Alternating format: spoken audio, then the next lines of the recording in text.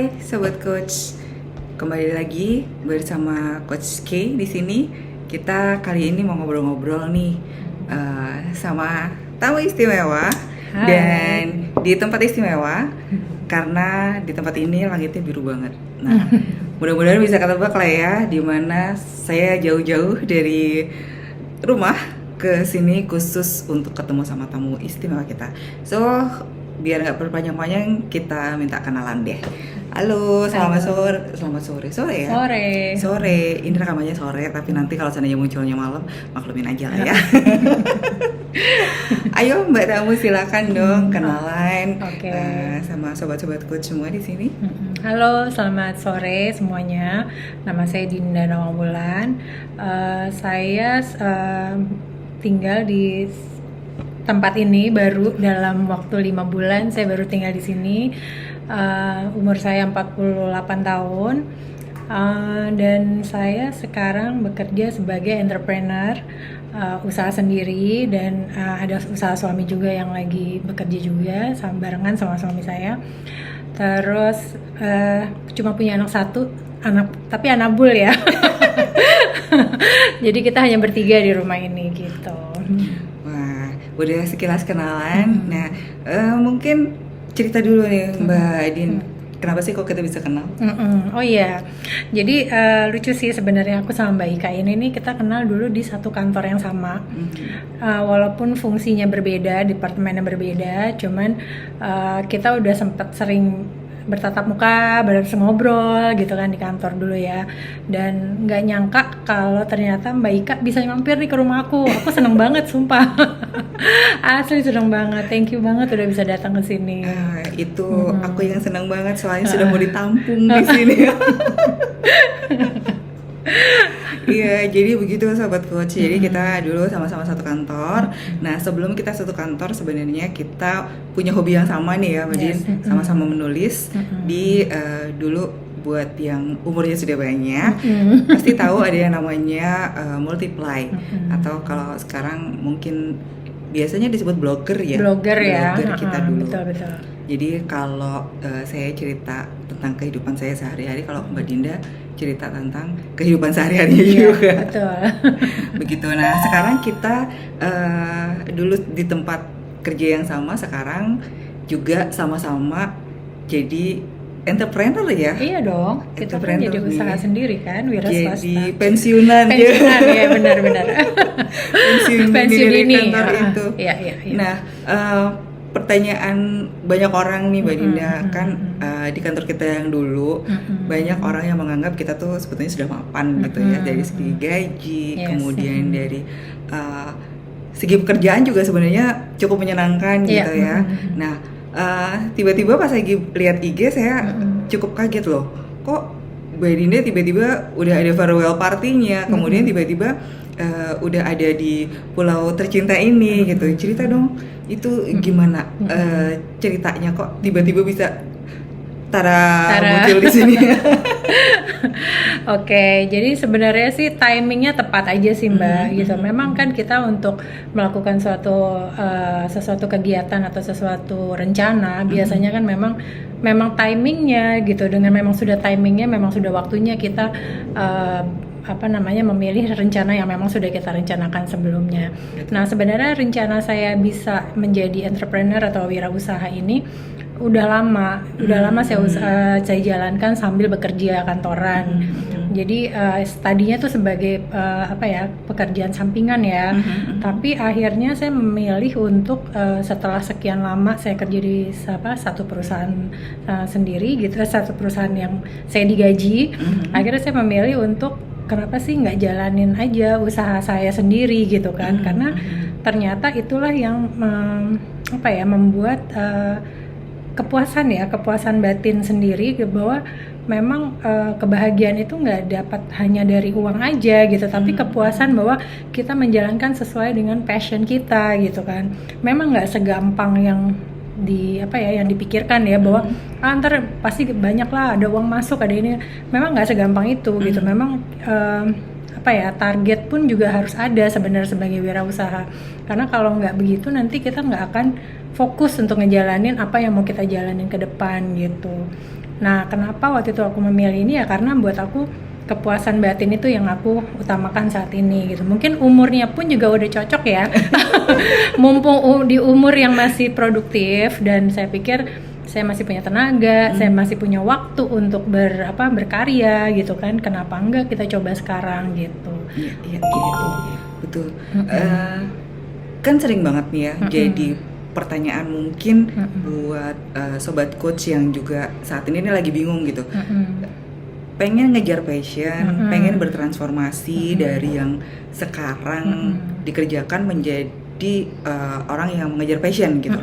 Nah, pasti akan ada persiapan dong ya untuk seperti itu gitu. Karena kan kalau seandainya resign kita jadi resikonya adalah kita nggak menerima mungkin gaji yang konsekuen gitu ya, setiap bulan pasti ada gitu, yang konsisten kok konsekuensi. Iya, konsisten.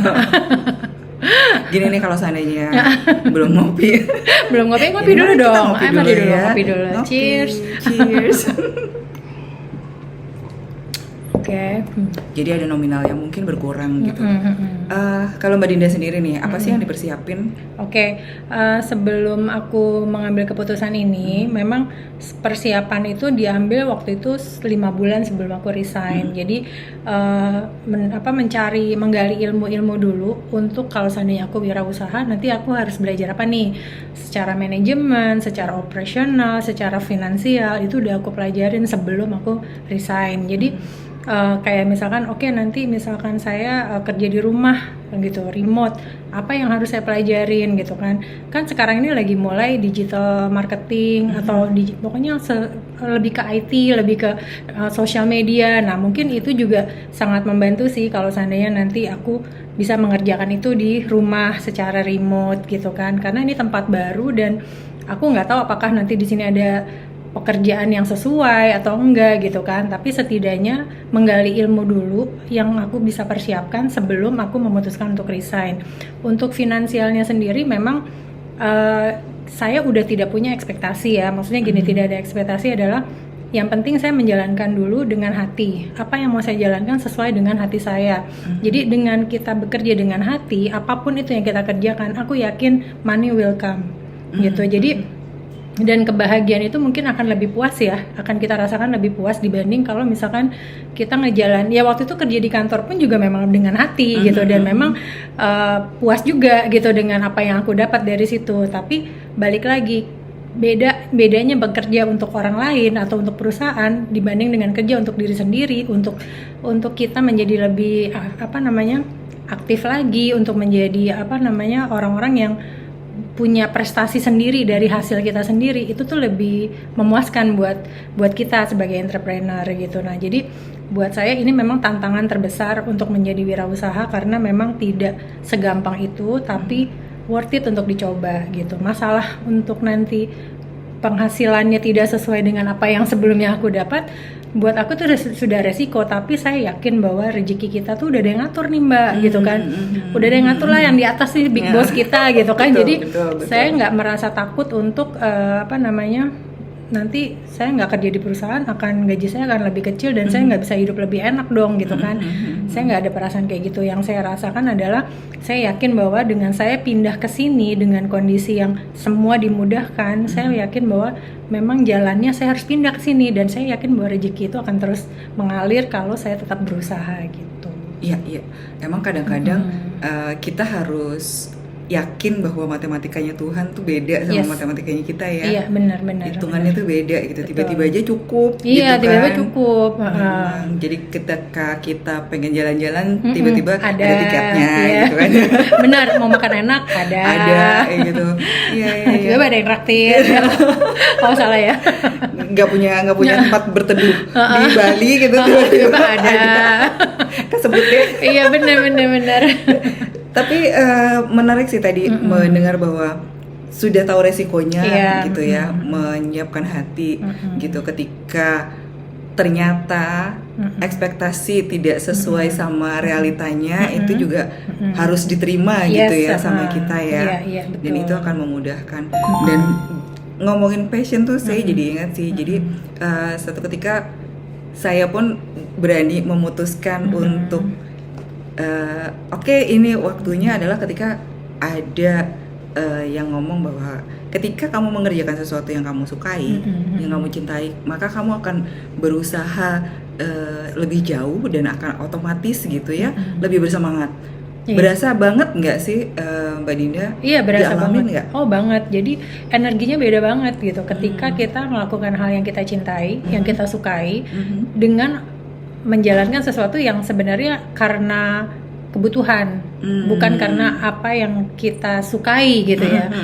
Bukan itu yang tujuan kita sebenarnya. Tujuan kita waktu itu mungkin untuk supaya gue bisa hidup aja dengan penghasilan yang gue dapat. Tapi balik lagi dengan kita ngejalanin apa yang kita sukai, itu energinya lebih beda lagi gitu. Energinya lebih excited dan lebih apa ya, karena kita udah persiapkan sebelumnya. Ya intinya itu, sebelum kita mengambil keputusan semua harus kita siapin dulu. Dan aku pindah ke sini nggak cuman pindah udah gitu aja, enggak. Pertama kita tetap harus persiapkan apa, selain skill yang kita punya, tabungan. Setidaknya dalam setahun kita masih punya tabungan yang masih kita bisa saving sampai kita nanti mendapat pekerjaan yang sesuai yang memang kita sukai gitu. Misalkan saat ini saya wirausaha sebagai makeup artist, saya mungkin akan fokus tuh di situ untuk menggali lagi keahlian saya, skill saya, dan networking saya di sini gitu kan, dan program-program yang bisa saya jalankan gitu kan, untuk supaya mereka lihat bahwa oh saya makeup artist nih gitu kan, sehingga money will come gitu. Walaupun itu juga apa namanya, semua proses ya, semua ada prosesnya, nggak langsung dengan pindah aku udah langsung kerja punya duit banyak, enggak. Saya harus yakin bahwa pada saat kita pindah itu akan ada proses yang mungkin butuh waktu untuk supaya orang tahu siapa sih Dinda gitu, kerjaannya Dinda apa sih gitu. Nah itu kan butuh waktu. Nah untuk selama butuh waktu itu kan berarti kita butuh pegangan saving kita untuk setidaknya hidup dalam setahun ini. Kalau nggak ada pekerjaan yang bisa kita kerjakan, setidaknya kita masih punya tabungan gitu, yang bisa untuk memenuhi kebutuhan kita sehari-hari. Ya selain itu berarti kan tabungan, terus persiapan skill itu gitu kan, dan networking. Jadi kita tuh jangan menutup diri selama kita di tempat baru, ya berusaha beradaptasi dengan lingkungan, mencari teman sebanyak-banyaknya, mencari peluang sebanyak-banyaknya. Mulai juga menggali ide-ide yang mungkin bisa kita kerjakan selain pekerjaan satu pekerjaan ya, misalkan kita bisa juga sebenarnya di skill yang lain gitu, kenapa nggak dicoba gitu loh. Jadi selalu mengambil peluang-peluang yang ada, dan kita lihat misalkan di kota ini misalkan oh lagi ramenya tuh begini nih, bikin usaha seperti ini, ya kalau kita mampu ya kenapa enggak gitu kan. Kalaupun kita gagal, at least kita udah coba gitu kan, setidaknya kita tahu bahwa oh ternyata bukan di sini bidang gue, tapi setidaknya kita tahu oh ternyata nggak bisa di sini, tapi nanti ketika kita coba hal baru, oh ternyata sukses nih di sini gitu. Setidaknya yang aku jalanin selain aku suka, ternyata menghasilkan banyak nih gitu kan, orang suka juga nih sama aku gitu kan. Balik lagi dengan ke bisnis yang aku jalankan, ya udah berarti kan itu rezeki kamu ada di situ gitu. Jadi balik lagi, memang kita jangan takut untuk mencoba sesuatu yang baru, dan kalau nggak sekarang kapan lagi. Betul. Itu aja sih. Jadi lebih baik menyesal dilakukan daripada menyesal tidak melakukan apa-apa gitu ya. Oke. Tapi menarik mengenai pemilihan lokasi ini. Kalau tadi ngomongin networking, berarti kan kita akan lebih mudah kalau seandainya kita udah kenal sama orang-orang sekitar gitu ya, dan tahu juga potensinya gitu. Nah, kenapa tempat ini yang dipilih? Apakah memang sudah ada networking yang sebetulnya sudah tersedia, atau karena penasaran, atau karena passion juga gitu? Iya, jadi tinggal di tempat ini, di kota ini memang udah cita-citaku dari udah lama lah ya, udah lama banget lah. Cuman memang baru kesampaian nih tahun ini gitu, dengan kebetulan dengan keadaan yang memang pas banget, aku bisa pindah ke sini, segalanya dimudahkan. Nah, untuk networking itu memang sebenarnya itu challenging banget sih, karena tidak semua orang bisa langsung bisa beradaptasi di satu tempat yang baru. Terus kita kenalan sama orang gitu tuh langsung bisa kenalan juga nggak segampang itu gitu. Memang challenging. Cuman balik lagi, semua itu memang sudah resiko yang memang sudah kita persiapkan dulu, bahwa oke, mulai sekarang target kita apa nih? Target aku kan harus punya klien yang banyak. Setidaknya orang tahu dulu deh saya kerjanya apa sih gitu kan. Dina tuh kerjanya apa.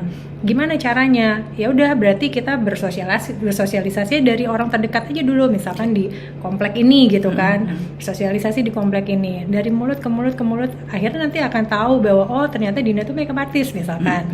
Terus nanti dari situ sosial media.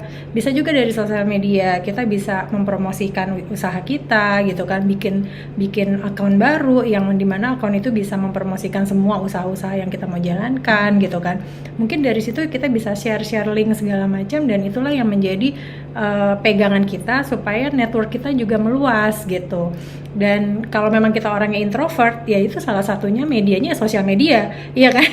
Nggak mungkin kita datengin orang terus tiba-tiba, Mbak aku kenalan dong, nama aku Dinda, aku makeup artist, kan nggak mungkin bisa seperti itu juga gitu. Belum tentu semua orang bisa seperti itu gitu.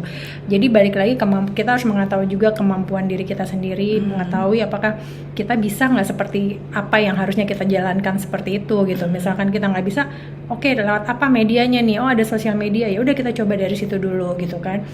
Share apapun yang bisa kamu share di situ yang berhubungan dengan usaha yang kamu jalankan. Terus malah lebih kepada kan kita kan memberikan jasa ya, pekerjaan kita kan jasa ya. Ya dengan memberikan jasa itu ya berarti kita harus apa, komunikasi skillnya juga harus bisa gitu. Harus belajar tuh komunikasi skillnya harus ada. Terus udah gitu bagaimana sih cara menjualnya atau teknik menjualnya, marketingnya tuh harus seperti apa. Terus udah gitu ketika sudah mendapatkan klien, bagaimana caranya kita bisa membuat si klien itu bertahan untuk kalau apa-apa balik lagi ke kita. Iya dong. Nah itu juga butuh skill loh gitu. Itu butuh skill dan butuh komunikasi yang baik gitu. Makanya kita jangan pernah menutup kesempatan apapun. Dan kalaupun memang ada yang komplain misalkan, nggak suka nih hasilnya gini, it's okay, terima aja.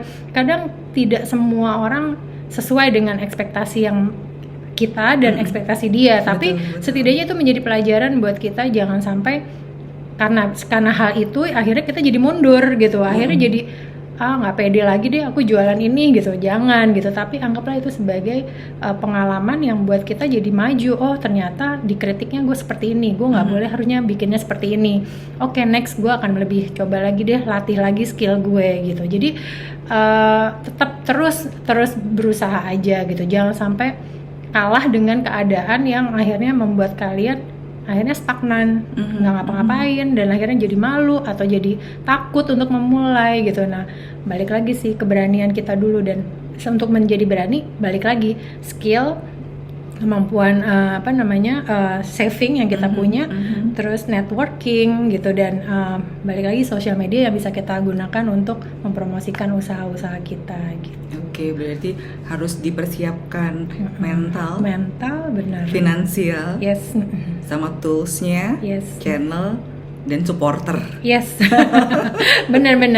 Ini kayak gini nih aku ngobrol sama Mbak Ika kan, terus gitu kan Mbak Ika udah tahu nih aku kerjanya ini, pasti kan dengar kita udah ngobrol enak gitu. Ada loh teman gue tuh Dinda makeup artist di Bali gitu kan, pasti ada aja gitu dari mulut ke mulut gitu. Dan itu sih lebih efektif sebenarnya, karena makanya balik lagi communication skill kita. Jangan sampai kita juga cuman pada saat dandanin diam aja, nggak punya, nggak aktif untuk ngasih tanya-tanya, ngobrol, pingin tahu pak kliennya seperti apa maunya. Nah di awal tuh masih kita harus tanya dulu, ibu senangnya seperti apa, makeupnya mau seperti apa, terus deh gitu. Dan kita harus menerima apapun kemauannya dia. Kadang kita juga harus tahu bahwa klien juga punya keinginan, dan kita harus bisa, misalkan emang itu nggak sesuai nih dengan si ibu, kita juga harus bisa ngasih alasannya. Bu, nanti kalau kayak gini nanti ibu gini, bukan gini, nanti akan terlihat gemuk, akan terlihat ini, nggak apa-apa gitu. Tuh semua itu harus kita coba gitu, karena kalau nggak, orang nggak percaya sama kita kalau kita mampu. Iya kan? Betul.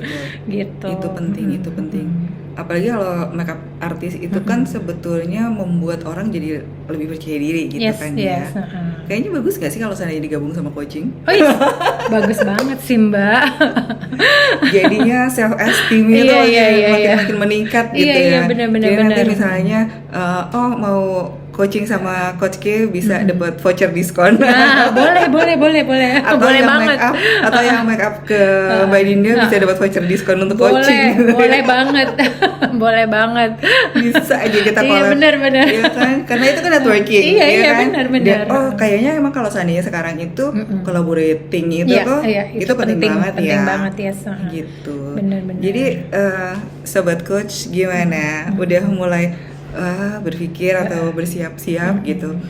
Nggak apa-apa, ditelusuri. Kalau seandainya masih belum yakin, berarti mungkin ya memang masih harus digali sampai akhirnya nanti benar-benar berasa nih, oh ya sekarang waktunya. Karena ketika saya memutuskan untuk resign pun ternyata begitu juga Mbak Dinda. Jadi ada semacam kayak sinyal aja gitu, kayaknya this is it nih, kayaknya udah gitu. This is the time, waktunya, waktunya begini. Karena kadang-kadang kalau kita bekerja dalam waktu yang lama, kejenuhan ada, pasti. Kemudian ada juga keinginan yang lain, apalagi kalau seandainya ya kita kerjakan adalah hal-hal yang itu aja, gitu. Rutinitas ya. Betul. Nah Mbak Dinda, ini kalau ngomongin abis dari full kerja di kantor gitu, terus sekarang full kerja suka-suka kita. Iya, benar.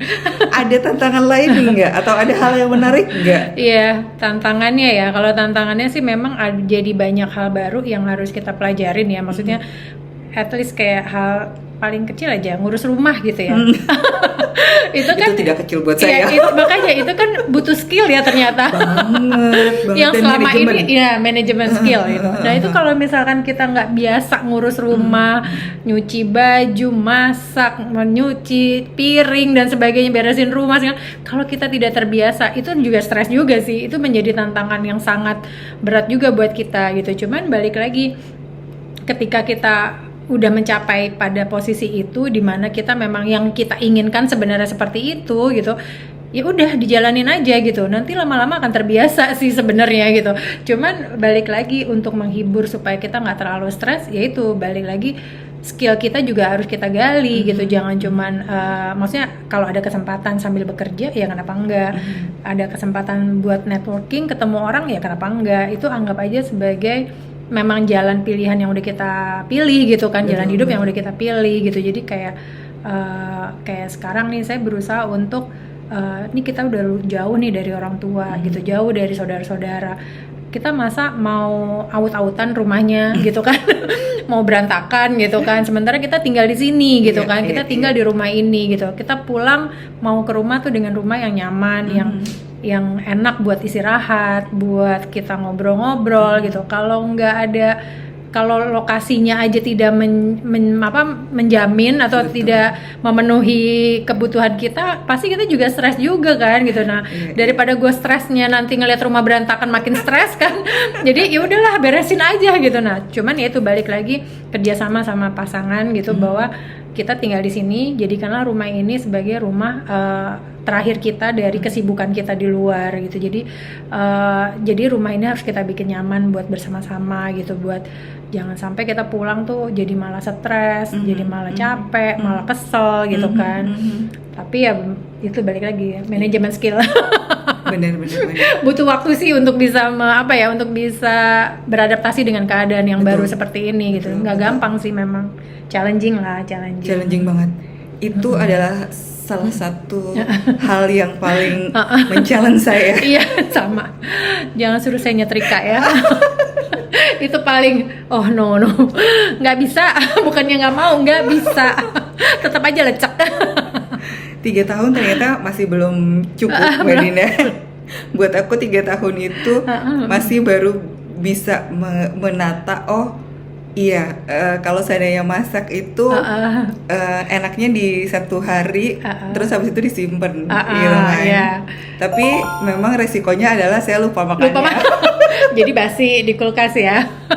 Udah kelamaan basi sih, kelamaan gitu kan ya. Kita jadi ragu-ragu. Ini masih bisa dimakan nggak sih gitu. Akhirnya wasting food ya, iya. Apalagi kalau seandainya cuma berdua gitu kan. Kalau Mbak Dina kan bertiga tuh sama si cute itu. Dia lagi Lagi tidur di tidur. pojokan situ, cute banget. Sementara saya berdua gitu yang kalau kita beli sayur di tempat sayur kan pasti porsinya gede Iya, gitu iya, ya. benar. Memang itu tantangan tersendiri. Iya. Dan hal yang kecil itu tadinya kita nggak kepikiran gitu Iya, kan. iya. Tapi ternyata itu mengajarkan kita banyak hal tentang kreatif Iya, gitu ya. iya. Di kepala pengen Iya, bikin dadar betul. telur, tahu-tahu Iya. buka kulkas, loh kok telurnya nggak ada. Harus makin setir. udah semangat Asli. masak tapi memang ininya nggak ada ya, Udah bumbunya kebayang, nggak ada. bumbunya nggak ada gitu kan ya. Tadinya mau masak apa Nggak dengan bumbu yang jadi. ada kan, jadi harus mau nggak mau changing planning gitu. Iya. Tapi itu keren banget sih. Saya merasakan banget setelah kerja di kantoran yang begitu, terus habis itu di rumah masak, itu membuat saya jadi agile. Oh gitu ya Mbak ya. Tapi Karena itu untungnya sih ini, rencana. kalau aku sih untungnya ini ya Mbak, apa, masak itu menjadi satu kegiatan me time-nya aku sekarang. Jadi ketika aku ngerasa gue butuh me time nih, ya udah gue masak aja deh gitu kan, gue masak aja. Nah, even nyuci baju itu juga menjadi me time-nya aku gitu. Jadi kayak aku coba untuk menikmati setiap kegiatan yang aku lakukan di rumah gitu, kayak masak deh gitu ya. Yang tadinya dulu nggak pernah bisa masak atau even bisa tapi seadanya gitu kan. Cuman sekarang tuh yang namanya video bikin menu-menu segala macam tuh udah aku save tuh menunya banyak nih menunya, tapi nggak ada satupun yang aku masak. Yang penting save dulu kan ya. Save aja dulu kan yang penting gitu kan. Terus otak tuh udah mikir, oh ya nanti kita malam ini aku masak ini deh, walaupun akhirnya nggak jadi gitu kan. Cuman at least apa ya istilahnya, kita menggali ilmu lagi dari ternyata bisa masak dengan bumbu seperti ini, kita bisa masak seperti ini gitu kan.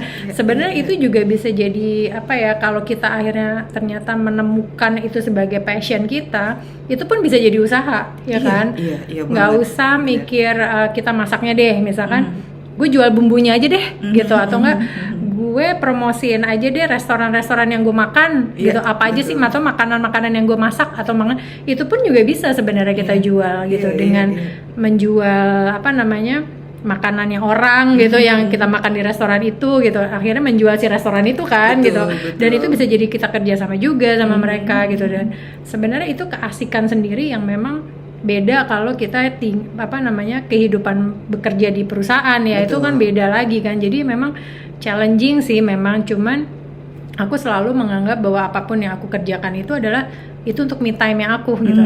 Selama nggak ada suami gitu ya di rumah, misalnya dia kerja, ya udah me time yang aku ngapain nih yang enak nih, masak aja buat sendiri. Kalau suami kan paling ntar pulang-pulang udah makan gitu kan, ya udah masak aja buat aku sendiri gitu. Ntar misalkan dia masih ada sisa, nih aku tadi masak ini mau nggak? Oh iya boleh, pasti dia mau dong makan gitu kan.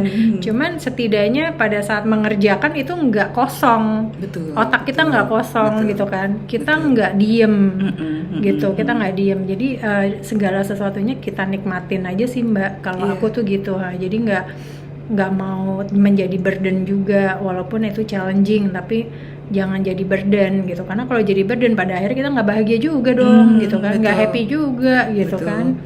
Padahal yang mau kita hindari ini itu ya. Iya, kita kan pengen happy-nya.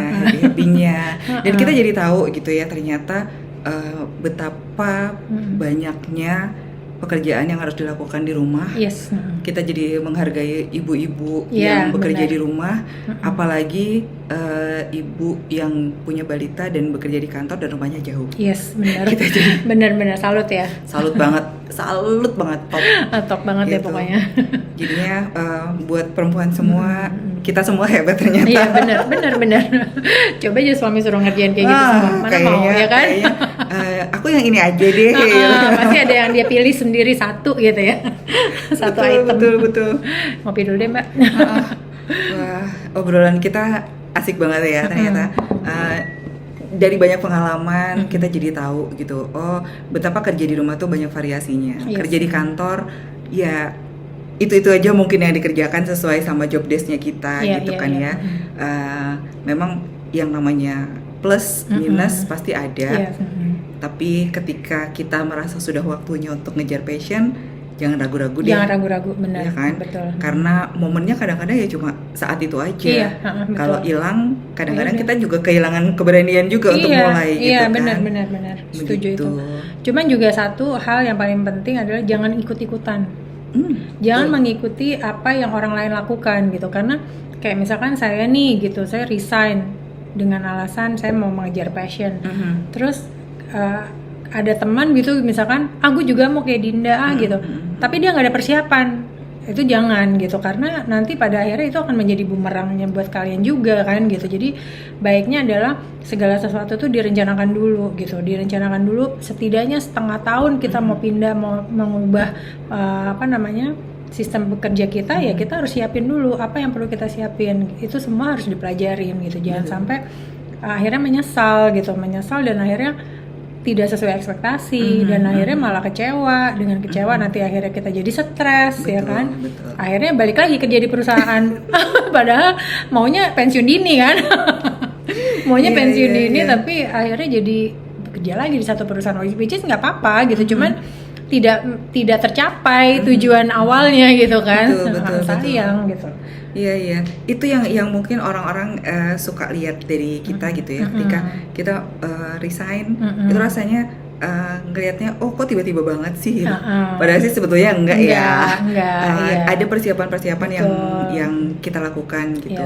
Kalau aku dulu sebetulnya targetnya cuma 5 tahun kerja di situ, tapi ternyata kan bablasnya 5 tahun lagi gitu. Sih, iya kan? Iya, aku tuh pokoknya maksimal di satu perusahaan 5 tahun. Betul. Tapi ternyata lebih gitu. Tapi ya mungkin itulah waktu yang kita butuhkan untuk persiapan, untuk berpikir apakah ini memang benar-benar jalan yang kita ambil, karena setiap tindakan itu pasti punya resiko.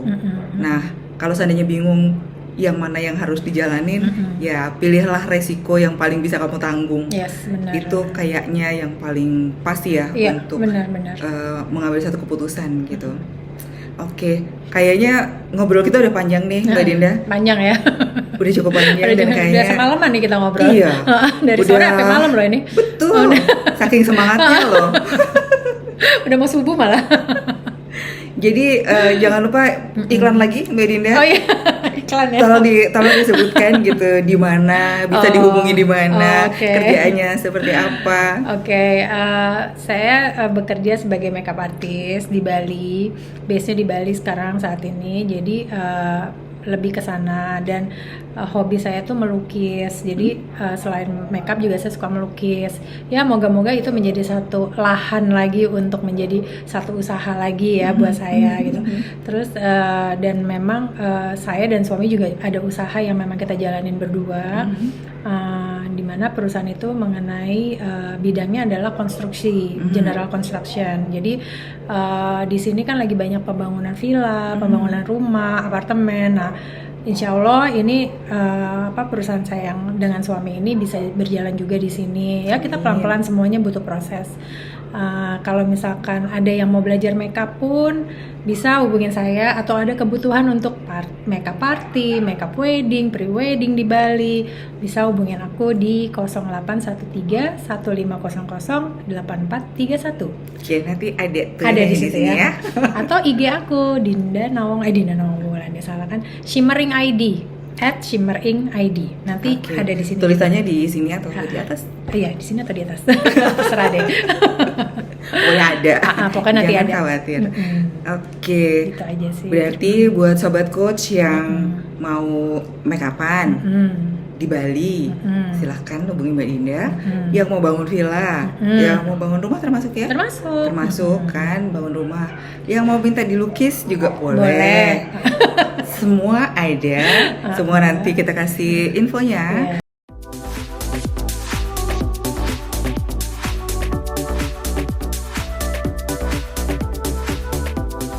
Dan aku seneng banget gitu ya ketemu Mbak Dinda dalam keadaan yang happy. Kita kayaknya kalau saya di kantor tuh ketemu pas lagi suntuk-suntuk Iya benar. Paling cuma hai mbak gitu doang kan. Kalau nggak ngurusin perjalanan dinas gitu, ngurusin rapat, udah ngebahas topik-topik yang berat-berat gitu. Dan sekarang kita ketemu lagi dengan kondisi yang lebih segar, yang lebih segar, lebih cantik, dan yang jelas mudah-mudahan. Mbak Ika sekarang udah sering dandan loh tuh, bisa dilihat kan perbedaannya. Berarti nanti aku harus insert foto zaman dulu. Iya benar. Perlu mbak. Before after. Benar, before after, benar mbak. Ide bagus, ide bagus. Ide bagus ya. Ya, mudah-mudahan akan sukses terus Mbak Indah, semua Mbak Ika juga. usahanya. Ya. Nanti kita akan bicarakan lebih lanjut tentang pervoucheran. Oh iya, boleh banget. Tentang pervoucheran itu, mudah-mudahan apa yang kita obrolin hari ini bisa jadi manfaat yang banyak untuk para sobat coach yang nonton. Kita nih baru pertama kali deh kayaknya. Iya ya, untuk podcast dengan wajah-wajah seperti ini. Iya ya, baru pertama kali ya. Baru pertama kali. Kalau nggak pertama, kedua aku lupa urutannya. Nanti pokoknya lihat tayangannya ya gitu. Oke. Nggak sabar nih aku mau. Iya, mudah-mudahan saya ngeditnya gitu ya. dengan semangat gitu. bikin terus ya nanti ya editnya. Nanti agak kita lupa pakai shadow kan ya. Harusnya disini sedikit gitu, biar agak tipis. Thank you so much Mbak Ika udah punya waktu buat aku. Kita ngobrol-ngobrol di sini. Semoga sukses juga buat Mbak Ika. Amin. Sehat selalu, yang penting happy. Apapun yang kita jalankan di rumah, di sini, di mana-mana, semuanya membuat kita menjadi orang yang berguna. Amin. Buat kita sendiri dan buat lingkungan kita terdekat gitu. Oke, Sobat Coach, terima kasih ya udah nonton sampai habis. Sampai ketemu di episode berikutnya. Bye, thank you. Mwah.